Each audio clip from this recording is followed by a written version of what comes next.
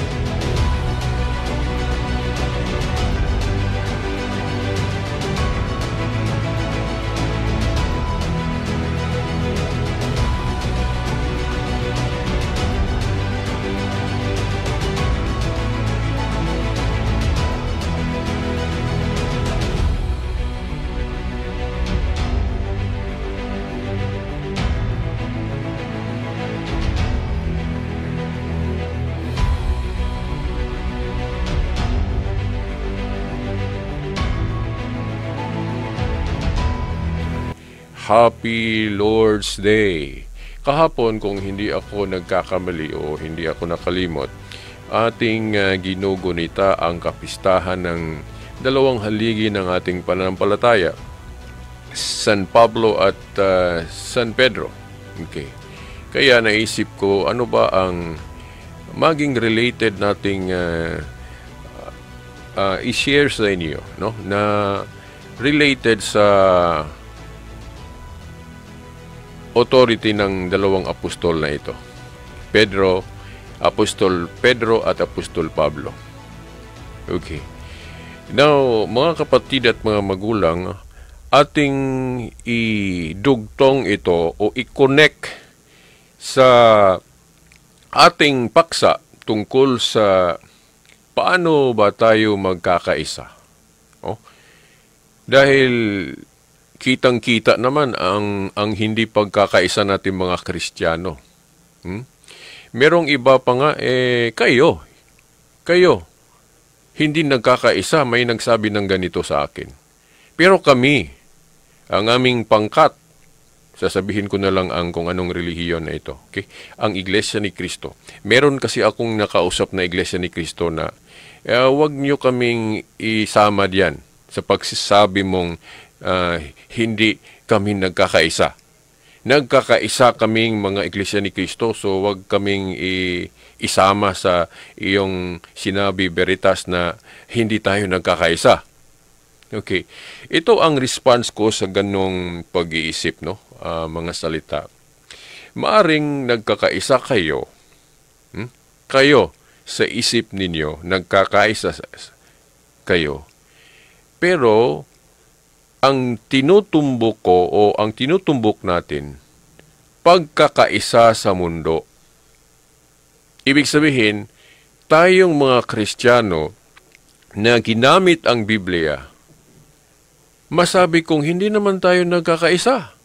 Dahil iba-ibang pangkat natin, iba-iba ang buong paniniwala natin. Diba? Kayo sa Iglesia ni Cristo, naniniwala kayo na hindi Diyos si Cristo. Kami naman mga Katoliko, naniniwala na Diyos ang Panginoong Jesucristo. Naniniwala kami na hindi lahat ng mga ribulto ang Diyos-Diyosan. Sa aming unawa sa Biblia, naniniwala kami na ang posisyon ng Santo Papa posisyon ito ni Pedro. Kayo hindi naniniwala. So, totoo naman ang sinabi ko na hindi tayo nagkakaisa, di ba? Maaring sa isip nyo, kayo lang ang nagkakaisa. Di ba? Pero ang tinutumbo ko, pagkakaisa sa mundo. Hindi talaga tayo nagkakaisa dahil paiba-iba ang pangkat natin, paiba-iba ang mga leader natin. Di ba? Bakit nangyari ang ganito? Now, uulit-ulitin ko ang mga nasabi ko na sa palatuntunan ito dahil actually, hindi natin nasunod yung tinatawag nating protocol sa pagkakaisa. Ano ba yung protocol sa pagkakaisa? Yung sistema ba kung paano tayo pag-isahin ng Panginoong Jesucristo. Ito ang tinutumbok kong hindi ito na sinunod natin. Maaring alam natin at gusto lang nating salungatin at maaari ding hindi natin alam kaya ganito tayo. Hindi tayo nagkakaisa dahil hindi natin alam kung paano tayo magkakaisa, di ba? Kung ganun tayo, mapatawad naman tayo. Maunawaan naman tayo sa Panginoon dahil hindi natin alam kasi. Kaya nagkaganito tayo. Pero kung alam natin kung paano tayo magkakaisa, pero hindi natin gagawin, salungatin natin ang tinuro ng Diyos, tinuro ng Panginoong Jesucristo kung paano tayo magkakaisa. Kung hindi natin sinusunod na alam natin, morally, hindi na maganda ito. Hindi na tama dahil alam mo kung paano magkaisa pero hindi natin gagawin. Hindi natin tutuparin. Pero kung hindi natin alam, maaring maunawaan tayo ng Diyos. Mapatawad tayo dahil hindi kasi natin alam yung tinawag nating honest mistake. Sa moral philosophy, alam natin na yung honest mistake is not considered to be a sin. Hindi tayo guilty kung hindi natin alam na mali pala o kasalanan pala ang ating ginagawa. Pero kung alam natin, maging guilty na tayo kung alam natin kung paano ba tayo magkakaisa. Tinuro ba, pinahiwatig ba ng Panginoong Jesucristo ito at hindi natin sinusunod? Maging guilty na tayo. Now, naalala ko yung pandemya na may sinusunod tayong protocol, di ba? Ini-issue ng ating gobyerno. Ano ba? Ano halimbawa yung protocol sa pandemya, nangyaring pandemya? Rini-require tayo sa ating gobyerno, no? Na dapat mag-mask tayo, di ba? Kung hindi natin tutuparin, masyadong hindi maganda ang epekto, no, ng pandemya noon, no, yung COVID, kung hindi natin sinusunod yung protocol ng ini-issue ng ating gobyerno. Nagka-problema naman tayo, di ba? Kahit na may protocol, paano na lang kung hindi natin sinusunod ang protocol, di ba? Yung ano ang mga guidelines, ano ang sistema na dapat nating sundin, di ba? Ganon din. Si Kristo nagtuturo o may pinahiwatig siyang protocol sa Biblia na hindi natin nasunod, no? I hope na honest mistake lang siguro ang nagawa natin. Dahil kung alam natin kung paano tayo magkakaisa, pero hindi natin sinusunod, maging guilty tayo na yan, no? Sa moral philosophy, mga kapatid at mga magulang. Now, ano ba ang protocol na tinuro ng Panginoong Jesucristo? Pinahiwatig niya. Nang sinabi niya kay Apostol Pedro na magtatag siya ng isang kaharian o iglesia o simbahan, sinabihan niya si Pedro, Pedro, tatagin ko ang aking iglesia sa ibabaw ng batong ito, na kung ating tukuyin kung ano ang tinumbok ng Panginoong Jesucristo, ang bato na tinumbok dito ay si Pedro mismo dahil sa lahat ng mga apostol, si Pedro lang ang tinawag na Pedro na ang ibig sabihin rock. Di ba rock? Alam nyo, ang rock sa Biblia, ito ay simbolo sa Diyos. God is our rock, di ba? Alam nyo kung anong bersikulo ito, di ba? Si Jesus din, unang Korinto 10:4, ang bato, ang rock. Pero hindi ba ninyo naisip na sa lahat ng mga apostol, si Pedro lang ang tinawag na Pedro o bato? Bakit yung ibang mga apostol hindi? No? Pag-isipan ninyo, yun ay dahil tama ang tinuro ng simbahang Katoliko na si Pedro ang ginawang representative ni Jesus Christ. Dahil sa lahat ng mga apostol, silang tinawag na Pedro na ang ibig sabihin rock. Ano ba ang rock? According sa ating Christian faith, sino ba ang tinukoy? Si Jesus Christ, di ba? Unang Korinto 10:4. Pero bakit sa lahat ng mga apostol, si Pedro lang ang tinawag na rock o bato? Dahil pinahiwatig ng ating Panginoong Jesucristo na si Pedro ang representative niya. Si Pedro ang representative niya. Dahil alam kasi ng Panginoong Jesucristo ang pagkakailangan ng isang representative. Huwag nating gawing bobo ang ating Panginoong Jesucristo. Kaharian kasi ito, organisasyon kasi ito. Di ba? ang ating gobyerno ay may mga representative, di ba? Ano ba ang function? Bakit kailangan ang mga representatives? Yung mga congressmen natin. Hindi ko na isabi sa inyo, alam niyo kung bakit may representative tayo. No? Mga kapatid at mga magulang. Okay. Now, bakit may vice mayor ang mayor natin? Okay, pag-isipan niyo. Bakit may vice mayor ang mayor? Dahil kapag wala ang mayor, halimbawa, pupunta sa ibang lugar, may representative siya. Di ba? Ganon din ang ating governor. Bakit may vice governor? Para kung walang governor, presensya ng governor, ang vice governor ang mag-represent sa kanyang tungkulin, di ba? Mga kapatid at mga magulang. Ang ating Panginoong Jesucristo pa, hindi niya alam yan? Yan. Yan ang proseso kung paano tayo pag-isahin. Huwag niyong sabihin na hindi namimili ng representative si Jesus Christ sa kanyang tungkulin dito sa mundo bilang chief shepherd. Yung tinawag nating universal pastor. Di ba?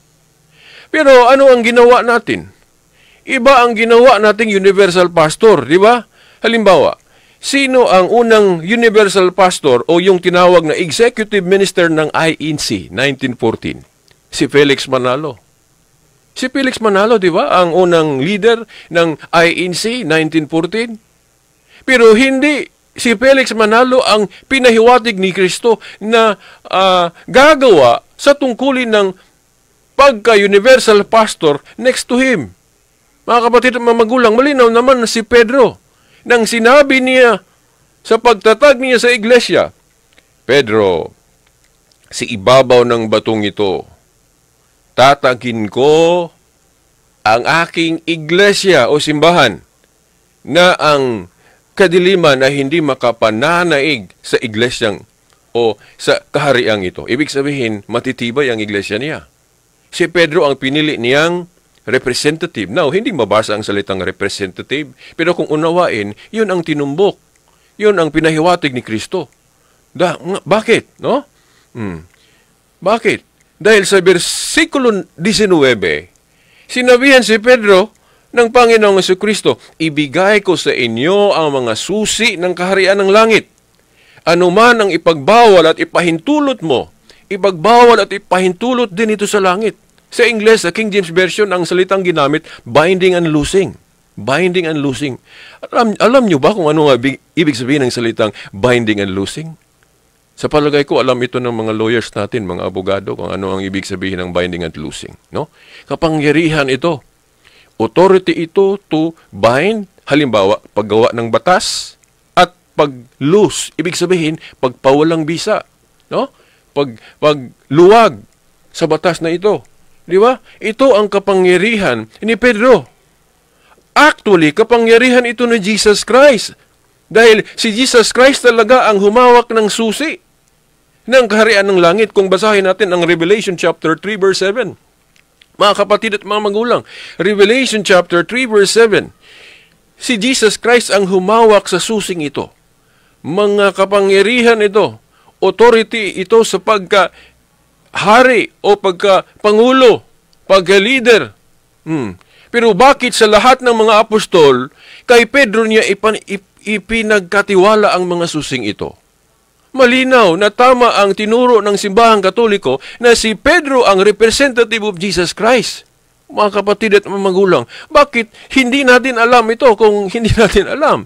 Pero kung alam ninyo, bakit tinutulan ninyo? Bakit hindi natin tinanggap ang aral na ito na malinaw na pinahiwatig ito ng Panginoong Jesucristo? Si Pedro ang representative of Jesus Christ. Kumbaga, kung ating gawing analogy ang mayor na may vice mayor, si Jesus Christ ang mayor dahil siya ang king. At ang vice mayor ay yung representative. Di ba? Yung vice mayor. Mga kapatid at mga magulang. Sino ang pinahiwatig ni Kristo ang vice niya? Si Pedro, dahil siya ang binigyan ng susi ng kaharian ng langit sa lahat ng mga apostol. Di ba, mga kapatid at mga magulang? So, ibig sabihin, ang unang pinili ng Panginoong Jesucristo na maging universal pastor si Pedro. Sino ang nagtuturo sa lahat ng mga relihiyon? sa aral na ito? Roman Catholic Church. Di ba mga kapatid at mga magulang? Pero anong nangyayari? Tingnan natin. No? Yung sinabi ko na sa inyo, ang Iglesia ni Cristo, sino ang unang leader nila? Felix Manalo, hindi ito ang pinili ni Cristo. Yung Kingdom of Jesus Christ, founded by Apollo Kibuloy, siya ang leader sa samahang iyan. Siya ang una at hindi pa siya, wala pa siyang successor dahil buhay pa si Apollo Kibuloy. Pero hindi si Apollo Kibuloy ang tinukoy ni Jesus Christ na representative niya, mga kapatid at mga magulang. Ang ating mga kapatid na piniling nasod, si Paulino Agapay, peace be upon him, no? Hindi siya, mga kapatid at mga magulang. At lahat ng mga leader na nagsimula, nagtatag ng mga grupo, iba-iba ang leader, ang unang leader nila, no? Mga kapatid at mga magulang. Ang Iglesia ni Cristo, nang namatay na si Felix Manalo, ang ipinalit nila na uupo sa tungkuling ito ang anak si Eduardo Manalo. At pagkamatay ni Eduardo Manalo, I'm sorry, parang nagkakamali ako, ikatlo pala si Eduardo Manalo. Sino yung ikalawa? Ang anak ni Felix Manalo? Nakalimutan ko. Okay, hindi ko na lang isasalita. Alam nyo, ang mga taong ito ang pumalit sa tungkulin ni Felix Manalo. Pero ang posisyon na pinili ni Cristo, yung posisyon ni Pedro, na pinapalitan ng mga Santo Papa natin. Ito ang posisyon o tungkulin na dapat nating pagkaisahan. Natupad ito sa Roman Catholic Church. Now, wala na akong mahaba pang oras na tatalakayin ko ito ng maigi, no? So, sundan nyo sa susunod na linggo, ating itutuloy, no, ang pagtalakay sa paksang ito kung bakit tayo hindi nagkakaisa dahil hindi natin nasunod ang protocol na pinahiwatig ni Kristo sa pagkakaisa. So hanggang sa susunod na linggo, ito ang kapatid na Silbert, sa ngalan ng Ama, ng Anak at ng Espiritu Santo. Amen. DXVR, RMN, Radyo Mo, Nationwide. Ito ang DXDR 981 sa Dipolog City. Basta balita at serbisyo publiko. Tatak RMN. Sa pangalan ng Ama, ng Anak at ng Espiritu Santo. Amen. Ang palatuntunang liwanag at mga sagot katoliko, sumahimpapawid na naman dito sa RMN Dipolog.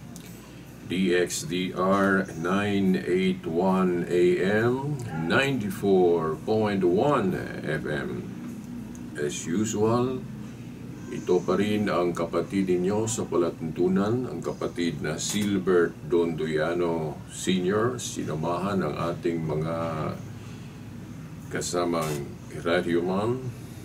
Sa technical side, kasamang radyoman James Magdayo, at Tax Ilumba, hindi pa naka-report. Ko alam, no? Si Tax hindi pa naka-report dahil sa nasabi ko na sa inyo, nagpagaling pa, no, sa karamdaman si Tax. Okay? And then, huwag niyong kalimutan na ang palatuntunang ito, isa itong palatuntunang para sa lahat nga nakatuon sa ating pananampalataya. At huwag nating kakalimutan din ang ating pag-alang sa ating station manager, ang ama ng ating istasyon, station manager Edgar Dagumo, sinamahan pa rin, no, ng buong staff ng RMN Dipolog. Hindi na lang natin papangalanan. Ating pag-alang sa kanilang lahat. At sa ating mahal na obispo, hindi dapat natin kakalimutan. Sinamahan ng mga kaparian na tumulong sa kaniya sa gawaing pastoral, no, dito sa ating lugar, no, sa Diocese of Dipolog. Ating pag-alang sa kanilang lahat. At sa inyong mga nakikinig sa radyo, AM, FM, mga Katoliko at hindi Katoliko, again, no, aking pag-alang sa inyong lahat. Happy Lord's Day Kahapon, kung hindi ako nagkakamali o hindi ako nakalimot, ating ginugunita ang kapistahan ng dalawang haligi ng ating pananampalataya, San Pablo at San Pedro. Okay.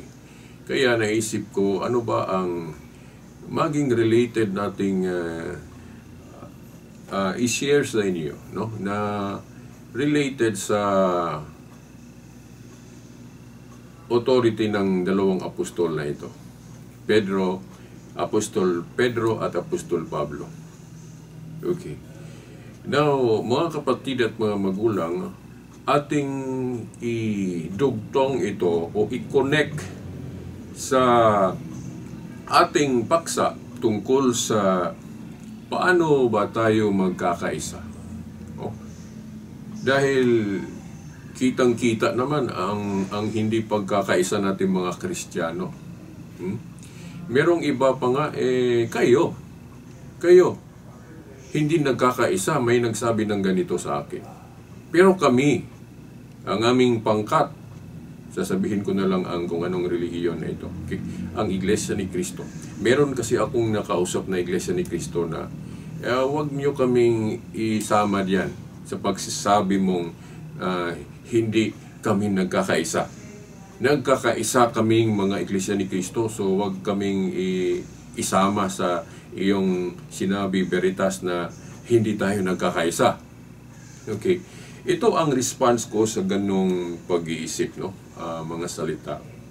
Maaring nagkakaisa kayo, kayo sa isip ninyo, nagkakaisa kayo. Pero ang tinutumbok ko o ang tinutumbok natin, pagkakaisa sa mundo. Ibig sabihin, tayong mga Kristiyano na ginamit ang Biblia, masabi kong hindi naman tayo nagkakaisa. Dahil iba-ibang pangkat natin, iba-iba ang buong paniniwala natin. Di ba kayo sa Iglesia ni Cristo, naniniwala kayo na hindi Diyos si Cristo. Kami naman mga Katoliko, naniniwala na Diyos ang Panginoong Jesucristo. Naniniwala kami na hindi lahat ng mga ribulto ang Diyos-Diyosan. Sa aming unawa sa Biblia, naniniwala kami na ang posisyon ng Santo Papa posisyon ito ni Pedro. Kayo hindi naniniwala. So, totoo naman ang sinabi ko na hindi tayo nagkakaisa, di ba? Maring sa isip nyo, kayo lang ang nagkakaisa. Di ba? Pero ang tinutumbo ko, pagkakaisa sa mundo. Hindi talaga tayo nagkakaisa dahil paiba-iba ang pangkat natin, paiba-iba ang mga leader natin. Di ba? Bakit nangyari ang ganito? Now, uulit-ulitin ko ang mga nasabi ko na sa palatuntunan ito dahil actually, hindi natin nasunod yung tinatawag nating protocol sa pagkakaisa. Ano ba yung protocol sa pagkakaisa? Yung sistema ba kung paano tayo pag-isahin ng Panginoong Jesucristo? Ito ang tinutumbok kong hindi ito nasunod natin. Maaring alam natin at gusto lang nating salungatin at maaari ding hindi natin alam kaya ganito tayo. Hindi tayo nagkakaisa dahil hindi natin alam kung paano tayo magkakaisa, di ba? Kung ganon tayo, mapatawad naman tayo. Maunawaan naman tayo sa Panginoon dahil hindi natin alam kasi. Kaya nagkaganito tayo. Pero kung alam natin kung paano tayo magkakaisa, pero hindi natin gagawin, salungatin natin ang tinuro ng Diyos, tinuro ng Panginoong Jesucristo kung paano tayo magkakaisa. Kung hindi natin sinusunod na alam natin, morally, hindi na maganda ito. Hindi na tama dahil alam mo kung paano magkaisa pero hindi natin gagawin. Hindi natin tutuparin. Pero kung hindi natin alam, maaring maunawaan tayo ng Diyos. Mapatawad tayo dahil hindi kasi natin alam yung tinawag nating honest mistake. Sa moral philosophy, alam natin na yung honest mistake is not considered to be a sin. Hindi tayo guilty kung hindi natin alam na mali pala o kasalanan pala ang ating ginagawa. Pero kung alam natin, maging guilty na tayo kung alam natin kung paano ba tayo magkakaisa Tinuro ba, pinahiwatig ba ng Panginoong Jesucristo ito at hindi natin sinusunod? Maging guilty na tayo. Now, naalala ko yung pandemya na may sinusunod tayong protocol, di ba? Ini-issue ng ating gobyerno. At ano ba? Ano halimbawa yung protocol sa pandemya, nangyaring pandemya? Require tayo sa ating gobyerno, no? Na dapat mag-mask tayo, di ba? Kung hindi natin tutuparin, masyadong hindi maganda ang epekto, no, ng pandemya noon, no, yung COVID, kung hindi natin sinusunod yung protocol ng ini-issue ng ating gobyerno. Nagka-problema naman tayo, di ba? Kahit na may protocol, paano na lang kung hindi natin sinusunod ang protocol, di ba? Yung ano ang mga guidelines, ano ang sistema na dapat nating sundin, di ba? Ganon din. Si Kristo nagtuturo o may pinahiwatig siyang protocol sa Biblia na hindi natin nasunod, no? I hope na honest mistake lang siguro ang nagawa natin. Dahil kung alam natin kung paano tayo magkakaisa, pero hindi natin sinusunod, maging guilty tayo na yan, no? Sa moral philosophy, mga kapatid at mga magulang. Now, ano ba ang protocol na tinuro ng Panginoong Jesucristo? Pinahiwatig niya. Nang sinabi niya kay Apostol Pedro na magtatag siya ng isang kaharian o iglesia o simbahan, sinabihan niya si Pedro, Pedro, tatagin ko ang aking iglesia sa ibabaw ng batong ito, na kung ating tukuyin kung ano ang tinumbok ng Panginoong Jesucristo, ang bato na tinumbok dito ay si Pedro mismo, dahil sa lahat ng mga apostol, si Pedro lang ang tinawag na Pedro, na ang ibig sabihin rock. Di ba rock? Alam nyo, ang rock sa Biblia, ito ay simbolo sa Diyos. God is our rock. Di ba? Alam nyo kung anong versikulo ito, di ba? Si Jesus din, unang Corinto 10:4, ang bato, ang rock. Pero hindi ba ninyo naisip na sa lahat ng mga apostol, si Pedro lang ang tinawag na Pedro o bato? Bakit yung ibang mga apostol hindi? No? Pag-isipan ninyo. Yun ay dahil tama ang tinuro ng simbahang Katoliko na si Pedro ang ginawang representative ni Jesus Christ. Dahil sa lahat ng mga apostol, silang tinawag na Pedro na ang ibig sabihin rock. Ano ba ang rock? According sa ating Christian faith, sino ba ang tinukoy? Si Jesus Christ, di ba? Unang Corinto 10:4. Pero bakit sa lahat ng mga apostol, si Pedro lang ang tinawag na rock o bato? Dahil pinahiwatig ng ating Panginoong Jesucristo na si Pedro ang representative niya. Si Pedro ang representative niya.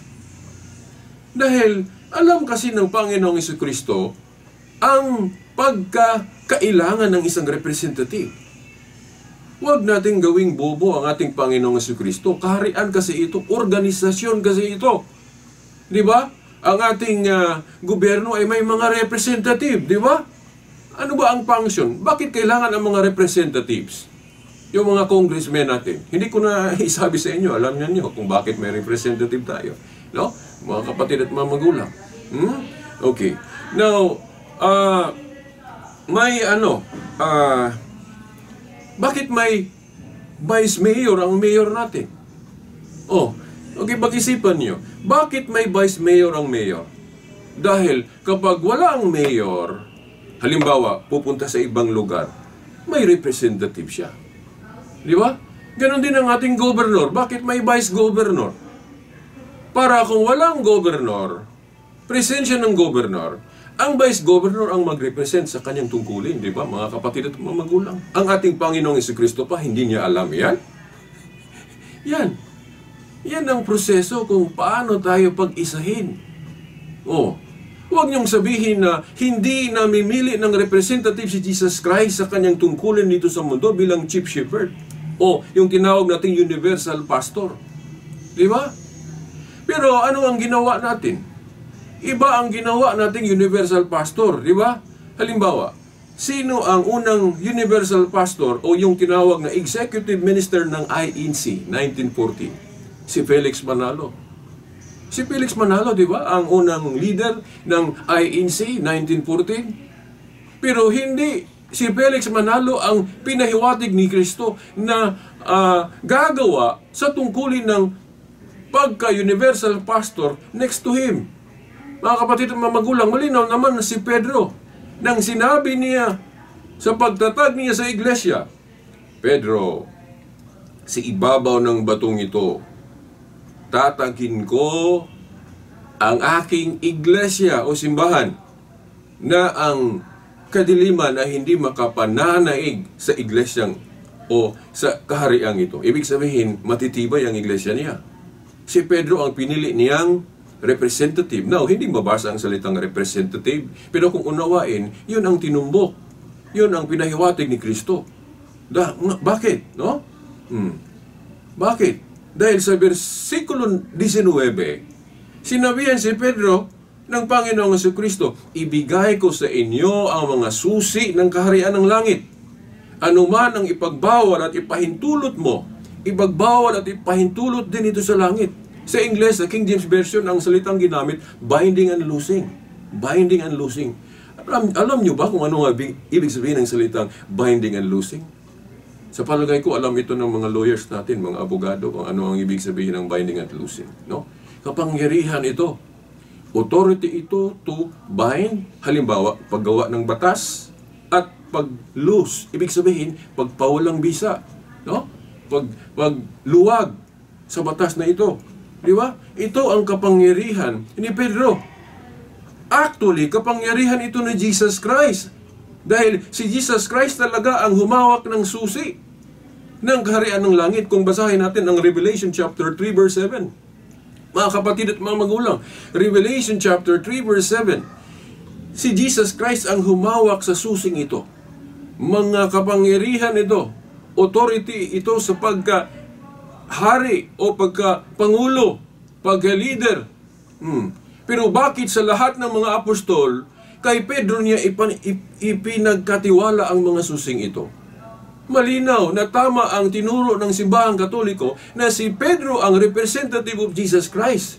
Mga kapatid at magulang, bakit hindi natin alam ito kung hindi natin alam? Pero kung alam ninyo, bakit tinutulan ninyo? Bakit hindi natin tinanggap ang aral na ito na malinaw na pinahiwatig ito ng Panginoong Jesucristo? Si Pedro ang representative of Jesus Christ.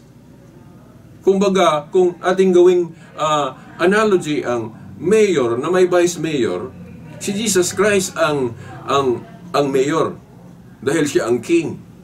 At ang vice mayor ay yung representative. Di ba? Yung vice mayor. Mga kapatid at mga magulang, sino ang pinahiwatig ni Kristo ang vice niya? Si Pedro, dahil siya ang binigyan ng susi ng kaharian ng langit sa lahat ng mga apostol. Diba, mga kapatid at mga magulang? So, ibig sabihin, ang unang pinili ng Panginoong Jesucristo na maging universal pastor, si Pedro. Sino ang nagtuturo sa lahat ng mga relihiyon? Sa aral na ito, Roman Catholic Church. Diba, mga kapatid at mga magulang?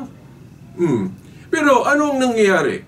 Tingnan natin, no? Yung sinabi ko na sa inyo, ang Iglesia ni Cristo, sino ang unang leader nila? Felix Manalo, hindi ito ang pinili ni Cristo. Yung Kingdom of Jesus Christ, founded by Apollo Kibuloy, siya ang leader sa samahang iyan. Siya ang una at hindi pa siya, wala pa siyang successor dahil buhay pa si Apollo Kibuloy. Pero hindi si Apollo Kibuloy ang tinukoy ni Jesus Christ na representative niya, mga kapatid at mga magulang. Ang ating mga kapatid na piniling nasod, si Paulino Agapay, peace be upon him, no? Hindi siya, mga kapatid at mga magulang. At lahat ng mga leader na nagsimula, nagtatag ng mga grupo, iba-iba ang leader, ang unang leader nila, no? Mga kapatid at mga magulang. Ang Iglesia ni Cristo, nang namatay na si Felix Manalo, ang ipinalit nila na uupo sa tungkuling ito ang anak si Eduardo Manalo. At pagkamatay ni Eduardo Manalo, I'm sorry, parang nagkakamali ako, ikatlo pala si Eduardo Manalo. Sino yung ikalawa? Ang anak ni Felix Manalo? Nakalimutan ko. Okay, hindi ko na lang isasalita. Alam nyo, ang mga taong ito ang pumalit sa tungkulin ni Felix Manalo. Pero ang posisyon na pinili ni Kristo, yung posisyon ni Pedro, na pinapalitan ng mga Santo Papa natin. Ito ang posisyon o tungkulin na dapat nating pagkaisahan. Natupad ito sa Roman Catholic Church. Now, wala na akong mahaba pang oras na tatalakayan ko ito ng maigi, no?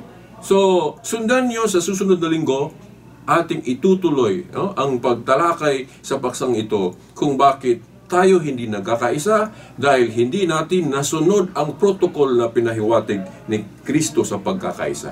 So, hanggang sa susunod na linggo, ito ang kapatid na Silbert, sa ngalan ng Ama, ng Anak at ng Espiritu Santo. Amen.